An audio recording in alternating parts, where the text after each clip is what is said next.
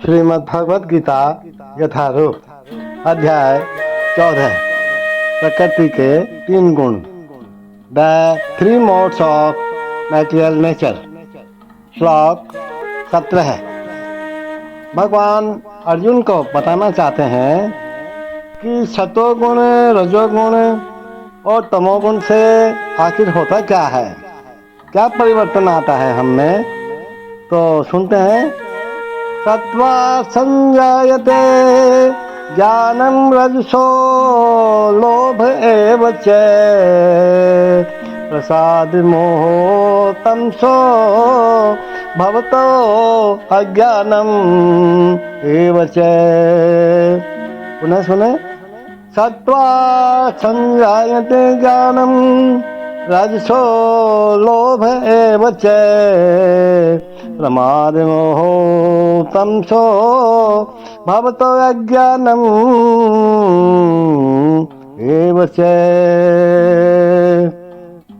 भगवान कहते हैं सतो गुण से वास्तविक ज्ञान उत्पन्न होता है, रजोगुण से लोभ उत्पन्न होता है और तमोगुण से अज्ञान, प्रमाद और मोह उत्पन्न होते हैं। क्योंकि वर्तमान सभ्यता जीवों के लिए अधिक अनुकूल नहीं है महाराज, ये तो अपन जानते हैं। अतः उनके लिए कृष्ण भावना मत की संस्तुति की जाती है। इसलिए कहा जाता है कि कृष्ण भावना भावित में रहो। कृष्ण भावना मत के माध्यम से समाज में सतोगुण विकसित होगा और सतोगुण यदि विकसित हो जाए तो लोग वस्तुओं को असली रूप में देख सकेंगे।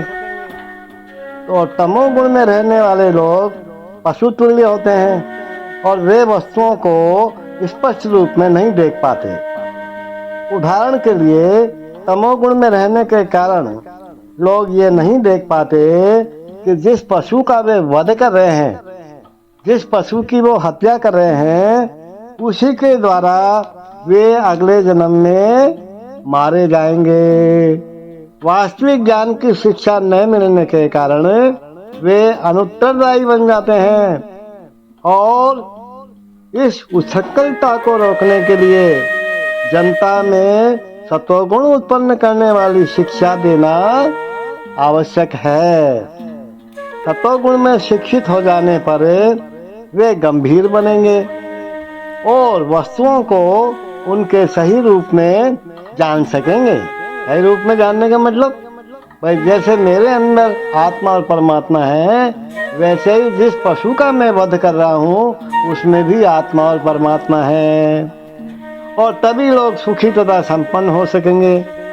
भले ही अधिकांश लोग सुखी तथा समृद्ध न बन पाए, लेकिन यदि जनता का कुछ भी अंश, कुछ लोग भी कृष्ण भावना मत विकसित कर लेते हैं और सतोगुणी बन जाते हैं तो सारे विश्व में शांति तथा संपन्नता की संभावना है। नहीं तो भैया, यदि विश्व के लोग रजोगुण तथा तमोगुण में लगे रहे तो शांति और संपन्नता नहीं रह पाएगी। रजोगुण में लोग लोभी बन जाते हैं और इंद्रिय भोग की उनकी लालसा की कोई सीमा नहीं होती।